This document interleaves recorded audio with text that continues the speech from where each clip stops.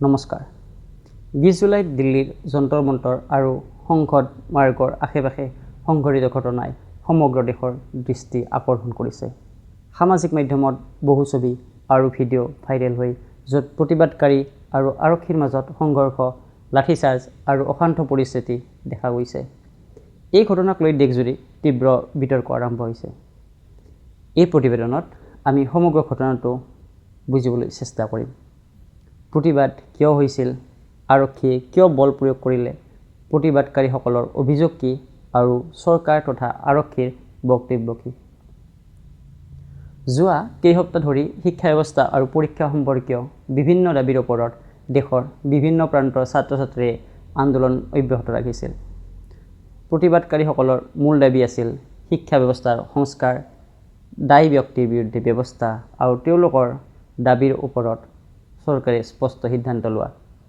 এই পৰিপ্ৰেক্ষিততে 20 জুলাইত সংসদ অভিমুখে এক বিক্ষোভ সমদলৰ আহ্বান জনোৱা হয়। দেশৰ বিভিন্ন ৰাজ্যৰ পৰা বহু ছাত্ৰ-ছাত্ৰী দিল্লীত উপস্থিত হয়। বহুতে কয় যে তেওঁলোকে শান্তিপূৰ্ণভাৱে নিজৰ দাবী চৰকাৰৰ আগত উত্থাপন কৰিব বিচাৰিছিল। আনহাতে সংসদৰ অধিৱেশন চলি থকাৰ বাবে সংসদ চৌহদত কটকটীয়া নিৰাপত্তা ব্যৱস্থা গ্ৰহণ কৰা হৈছিল। আৰক্ষীয়ে স্পষ্টকৈ জনাইছে যে অনুমতি অবিহনে সংসদ অভিমুখে সমদল বা বৃহৎ সমাৱেশৰ অনুমতি নাই। পুৱা সময়ত প্ৰতিবাদকাৰীসকল সংসদ অভিমুখে আগবাঢ়িবলৈ আৰম্ভ কৰাৰ লগে লগে আৰক্ষীয়ে বেৰিকেডেৰে তেওঁলোকক বাধা দিয়ে। তাৰ পিছতে পৰিস্থিতি উত্তপ্ত হৈ উঠে।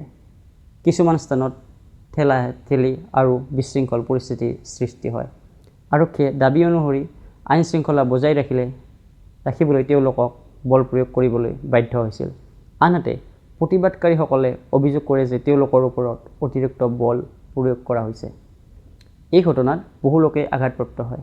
সামাজিক মাধ্যমত ভাইৰেল হোৱা ভিডিঅ'সমূহত বহু ছাত্ৰ-ছাত্ৰীক আঘাতপ্ৰাপ্ত অৱস্থাত দেখা যায়।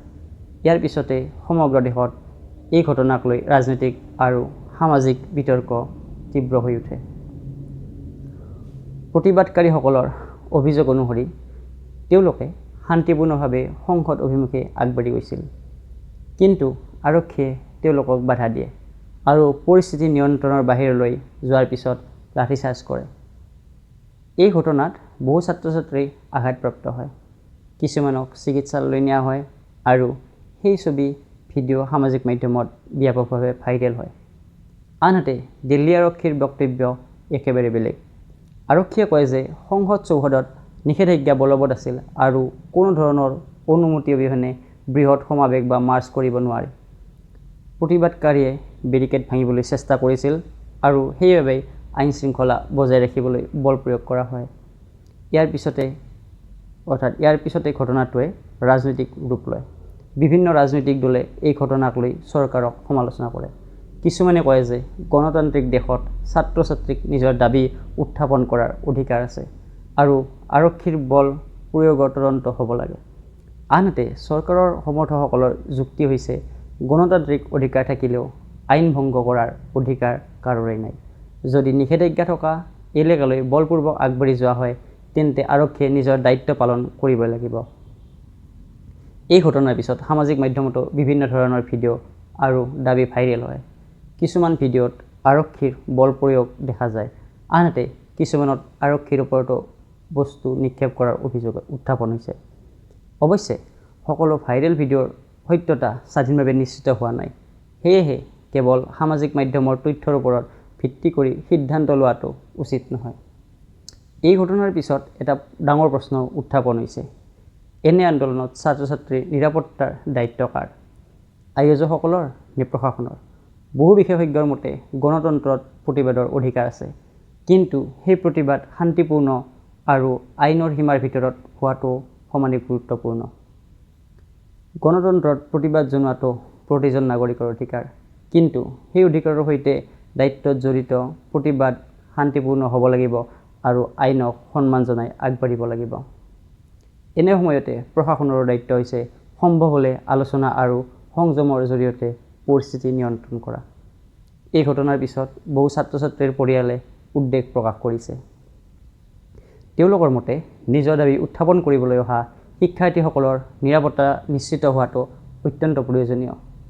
আনহাতে আৰক্ষীয়ে কয় যে সংসদ চৌহদৰ দৰে অতি সংবেদনশীল এলেকাত নিৰাপত্তা বজাই ৰখাটো তেওঁলোকৰ সাংবিধানিক দায়িত্ব। ইয়াৰ মাজতে বিভিন্ন ৰাজনৈতিক দলেও নিজৰ প্ৰতিক্ৰিয়া প্ৰকাশ কৰিছে। কোনোবাই চৰকাৰক দোষাৰোপ কৰিছে, আন কোনোবাই আইন ভংগ কৰা লোকসকলৰ বিৰুদ্ধে কঠোৰ ব্যৱস্থা লোৱাৰ দাবী জনাইছে। স্বাভাৱিকতেই এই ঘটনাই ৰাজনৈতিক বিতৰ্ককো অধিক তীব্ৰ কৰি তুলিছে। তথাপিতো এই কথা মনত ৰখাটো প্ৰয়োজনীয়, যিকোনো ঘটনাৰ ক্ষেত্ৰত সম্পূৰ্ণ তথ্য আৰু তদন্তৰ ফলাফল ওলোৱাৰ আগতে কোনো সিদ্ধান্তত উপনীত হোৱাটো উচিত নহয়। সামাজিক মাধ্যমত ভাইৰেল হোৱা সকলো তথ্য সদায় সঠিক নহ'ব পাৰে। সেয়েহে চৰকাৰী তথ্য, আদালতৰ প্ৰক্ৰিয়া আৰু বিশ্বাসযোগ্য সংবাদ মাধ্যমৰ তথ্যৰ ওপৰত ভিত্তি কৰিহে মতামত গঠন কৰা উচিত। এই ঘটনাই এটা স্পষ্ট বাৰ্তা দিছে, যুৱ সমাজ দেশৰ ভৱিষ্যত। তেওঁলোকৰ কণ্ঠ শুনাটো প্ৰয়োজনীয় আৰু একে সময়তে আইন শৃংখলা বজাই ৰখাটো সমানেই জৰুৰী। গণতন্ত্ৰৰ শক্তি সংঘৰ্ষত নহয়, আলোচনাত। মতভেদ থাকিব পাৰে, কিন্তু সেই মতভেদৰ সমাধান শান্তিপূৰ্ণ আৰু সাংবিধানিক পথেৰে হোৱা উচিত। এই ঘটনাৰ তদন্তত আগলৈ কি তথ্য পোহৰলৈ আহে, চৰকাৰ বা আদালতে কি সিদ্ধান্ত লয়, সেয়া অহা দিনবোৰত স্পষ্ট হ'ব। ধন্যবাদ।